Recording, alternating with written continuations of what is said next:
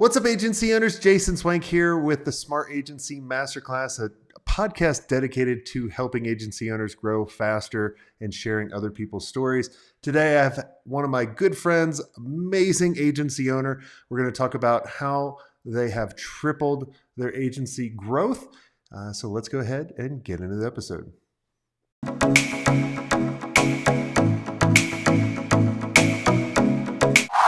Hey, Audra, welcome to the show. Hey, Jason, thanks for having me. I know it's been, I can't believe, I don't think I've ever had you on the podcast.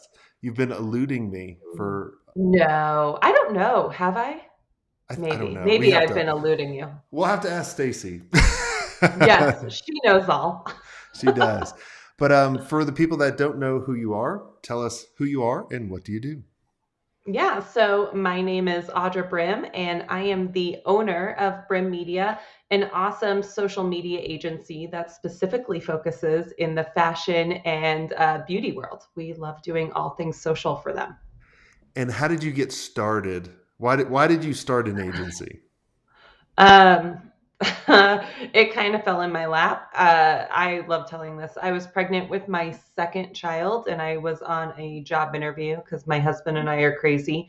Decided to move to Denver on a whim without jobs. And when I was on the job interview, the guy looked at me and goes, "Why don't you own your own agency?" And I said, "I really don't know why."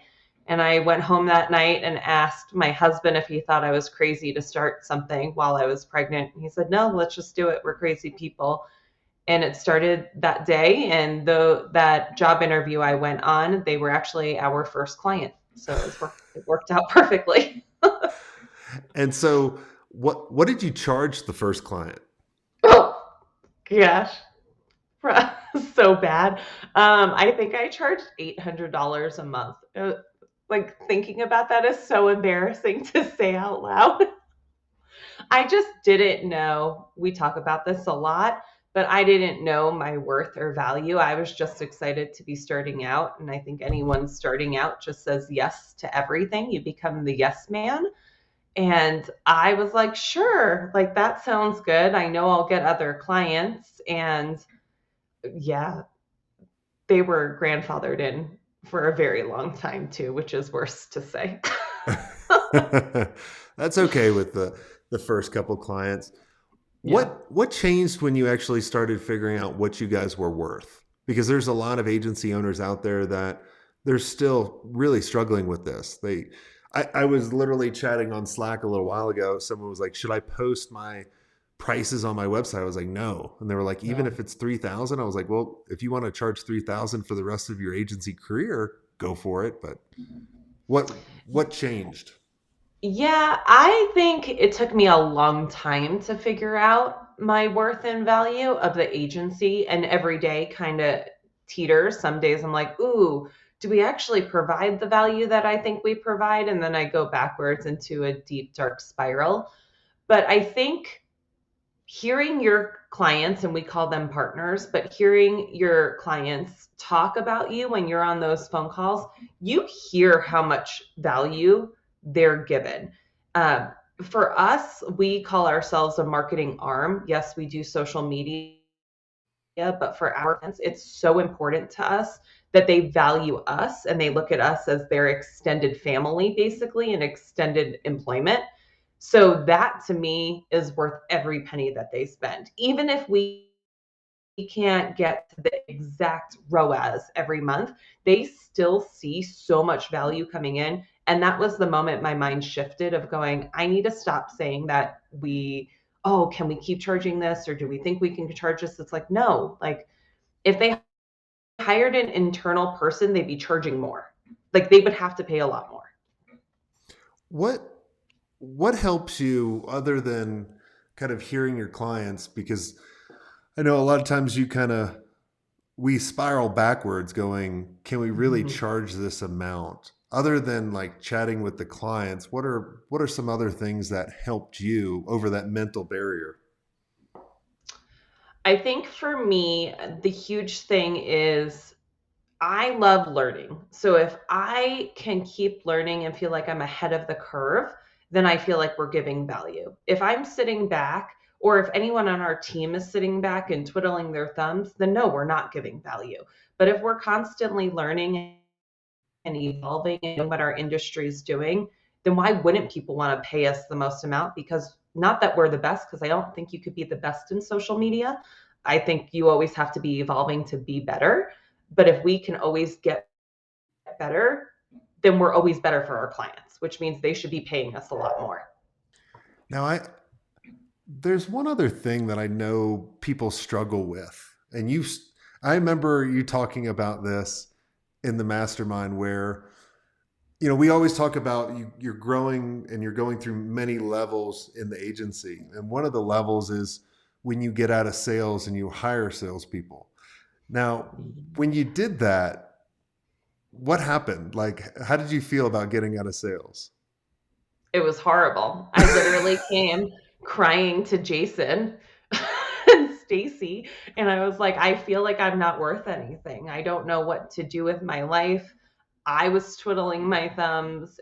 I am a person that doesn't like to feel out of control and put control in other people's hands, and it just made me feel pretty crappy about owning an agency. That was actually, I would say, the worst time for me, was because then I started questioning, is this what I want to do? Do I want to own an agency? Am I happy with this? Maybe I should go do something else. So it was horrible. I love when we give you advice and then it's like literally the worst part of the agency. But let's tell them the other side of the story. How did you change that and what did you start doing? Yeah, so it was horrible, but it also was huge because it helped grow our agency. But the big thing here was, what I was realizing is I didn't like the cold calls or the getting on the first call or anything like that. I liked the relationship building and being able to be on those final calls to figure out who our customers coming in were going to be, because I like being on calls once a month with our customers. That's not a job to me. It actually is important because I feel like relationships are so crucial. So, what I switched, instead of taking myself completely out of the picture, and this was because Jason and Stacy literally did the aha moment of what I was missing, is I went and started doing the final, like, closing calls, and I felt so much better. It was like an invigoration that I didn't feel. Almost, some people like jumping out of airplanes. I like being on final sales calls. That's just like the way I get off, basically, I guess. I just love that part. That's really inappropriate. It's good. But one of the things I went through a very similar thing, not per se in sales, but when I realized I kind of achieved the CEO role, I would go into meetings and I would realize that, I'd be like, "Hey, Scott, you need any help?" "No, I'm good." "Hey, Audra, you need help?" "No, I'm good." And I'm like, "Crap, man, no one needs me. Like, what, what's my worth? What am I supposed to do?" And I remember, I think it was Stacy who brought up and was like, "Well, Audra, just get on the end of the call or Yep. the toward the end and just build those relationships." And you're like, "Oh, I love that part, but I hate this other part." And it's all about figuring that out. And it's, when you're climbing a mountain, there's always the toughest part is right before you get to the next level. And then when you get to the next level, it sets you up for the next one. Yep. So I'm glad that it wasn't painful for very long. No, and I also don't need to be on every closing call. But for me, I just enjoy it so much because I also think there's a value of, for our customers, of knowing that the whole team is behind them, including the owner. And it's not just like, oh, who's working on my account and is it some random person somewhere else? It's like, no, we're a whole team for you. And I enjoy that part. But to your point, Jason, like, I finally got into the point where I actually feel like I'm the CEO of but I go to people all the time and I'm like, so what do you guys need help with? And I'm like, nothing. Okay, sounds good. Thanks. But then when you realize that you have a whole different role and then the team can operate without you for what you used to do, that's when you can go on vacations. That's when you can do Mhm. all these stuff that we I think we envisioned that when we first started because we go, we're going to work for ourselves and we're going to create the freedom. But until you set those systems up in that team, you really don't have freedom. You're even more of a prisoner and you're working a lot more, even though if you can get out of that, you have, Yep. it just takes some time. It's funny you say that because last year was the first year I went on a family vacation for, I think we were gone for 2 weeks, and I completely shut off. I didn't check my emails. I didn't check my phone. I've never done that since the inception of the agency. And there was like one fire, but it wasn't horrible. And this year, I've already taken time off to be able to be like a whole week. We went to Disney World, and now this summer I'm taking my family. We're all going on a cruise. Again, another week and a half that I'll be off. And I know we have the right systems and the right people on the team for me to be able to actually do a little bit more of like what I preach, which is the work-life balance. Yet as an agency owner, there's no work-life balance, especially in the beginning. It's you work. Like your family pretty much hates you until they don't hate you. And I think I'm finally at the point where maybe they don't hate me anymore. We'll see. Well, they're getting up there in age, so they'll start hating you pretty soon. Thanks, Jason. Appreciate that. I think my oldest is starting to get to that point. My oldest already tells me I make bad life decisions, and he's Ooh. he's 15. He's like, "Why would you buy that? Like, that's a bad decision because it makes me happy, Luke." I mean, we get interesting conversations if we have like one drink. We're not big drinkers, but if we have one, my oldest is always like, I don't Judging. think that you should do that. I'm You're like, she's well, I judging don't you. think that you should do anything. Go away. I'm having one drink. Yeah. It's like, Well, that sounds amazing for what you've been able to create and go on the vacations. Other than a cruise, the cruise to me, oh, put me on a boat of a ton of people that I can't get off. oh Um, gosh. I've never been on a cruise, so it's actually really exciting. I don't know. Afterwards, I'll let you know if it's as well, exciting. the first cruise we went on, we literally our room. We were. It was right when me and Kimberly first started dating. I got the cheapest room, which was right below the anchor, Oh, and it had a little porthole. I won't say what brand it was, but it was not the most expensive brand. And yeah. literally, it was a crazy adventure. I'll just leave it that way. I mean, those are like the best stories, though, right? Like when you look back, we have funny ones. I will say that I have gotten to the point in my life that I like to say I'm a little bougier than I want to be. And I know that I can't have a porthole anymore, or else I will like throw up everywhere. Yeah, I know what I need. I know. Kimberly, you and Kimberly are made from the same thing. I can go live in my Yes. Bronco or Jeep. I'm good. Yeah. Brian can do the exact same. He could literally sleep anywhere. And I'm like, do you know what it is? I've worked hard enough. And the other piece of it is like, I came from nothing. So I would like to not go back to nothing. So if I've worked this hard, I want nicer things. What's one thing, if you could go back 3 or 4 years, that you Oh, wish you could tell yourself to to get over some of the major obstacles? don't be scared to charge more.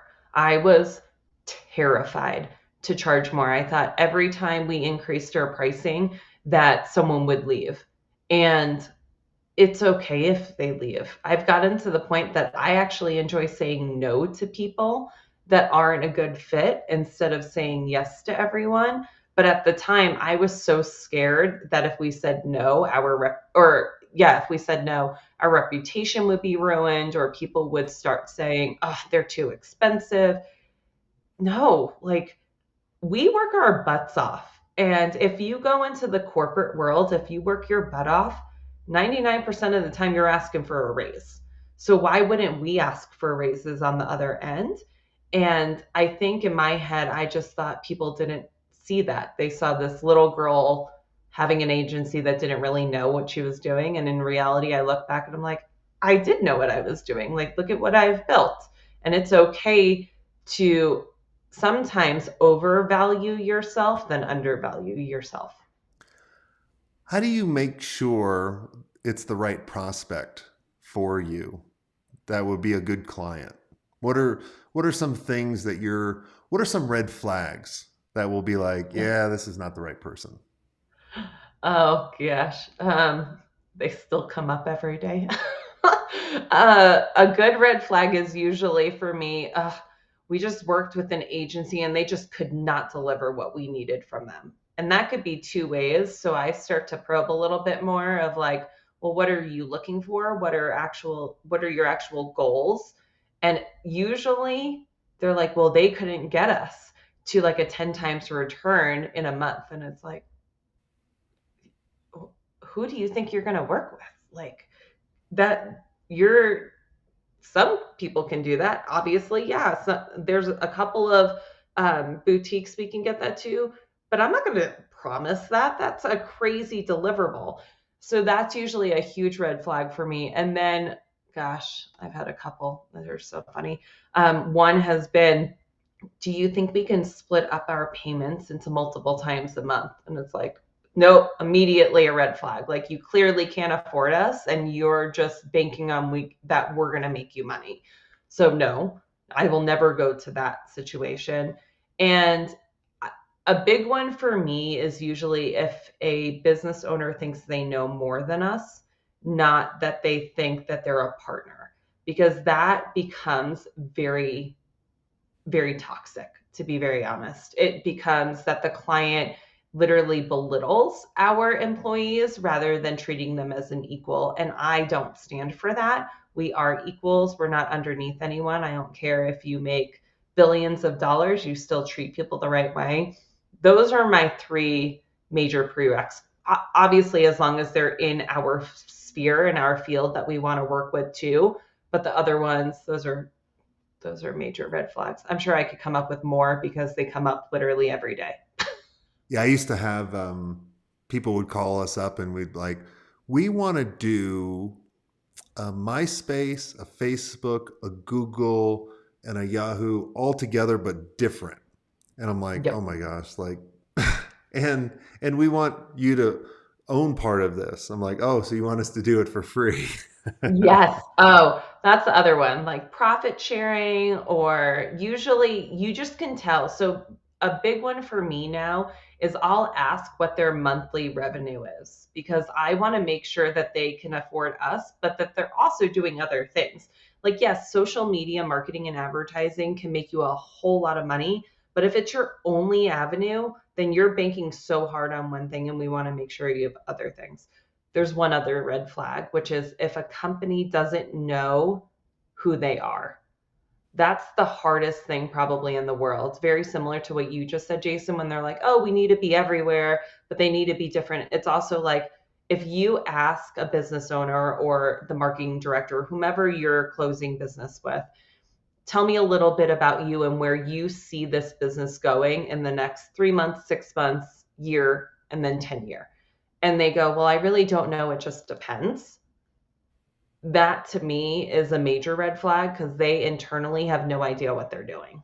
Yeah, yeah. You got to have the right foundation to build on, Yep. and if you don't, it makes it's an uphill battle that you don't need to do, uh, and so Yes. many people do it. So I mean, it's the same thing as an agency, right? In the beginning, we're like, well, I don't know. When I came to you, I remember being like, I'll be excited if I can make 500,000. I'm like, oh my gosh, that's such a bad goal. yeah, Like, reach higher. yeah, yeah. That's the big thing is I don't think not many people believe in what's possible for themselves. They Yep. always they look around and they just see all the obstacles rather than, well, why don't you just focus on what you really want to become and then just knock down the obstacles as they come rather than going, oh, I'm not going to start working out. Like I could never get buff. Like, it's never gonna happen for me, so I'll just sit here and eat my potato chips. That's probably what I used to do, so I Yeah, can't say much. I'd eat my ice cream. I just sit on the couch. Oh my gosh, that sounds amazing. I I've love given ice up cream. everything. Yeah. Well, this has been amazing, Audra. Is there anything I didn't ask you that you think would benefit the listeners listening in?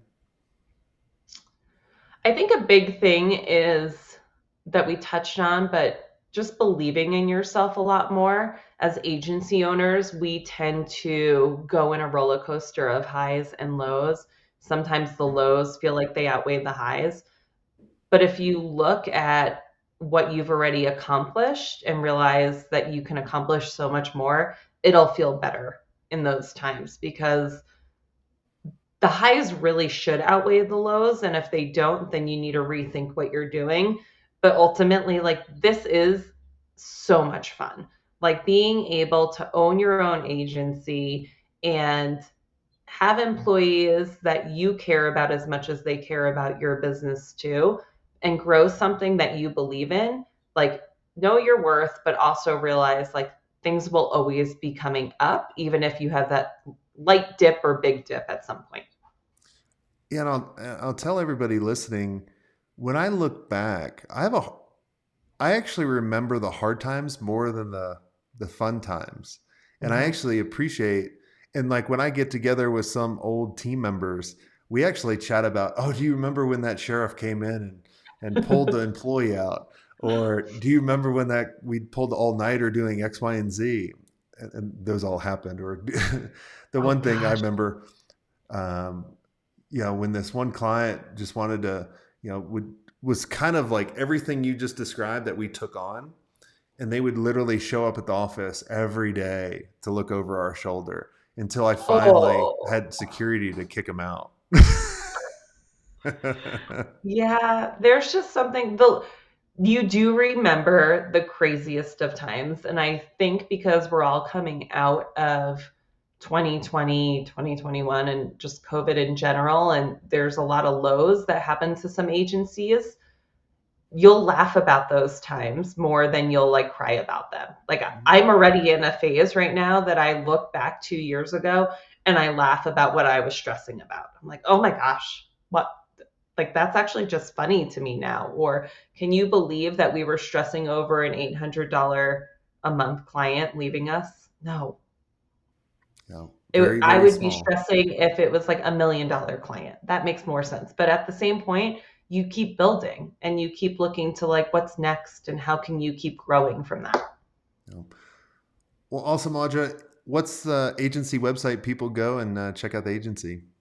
Yeah, so it is brimmedia.com. So that's BREHM, like Mary, another MEDIA.com. Awesome. Well, everyone, go check out Audra's agency website. And if you guys enjoyed this episode, make sure you guys subscribe.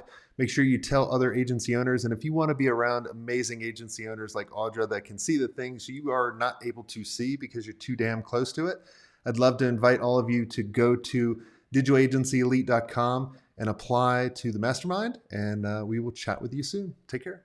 Thanks.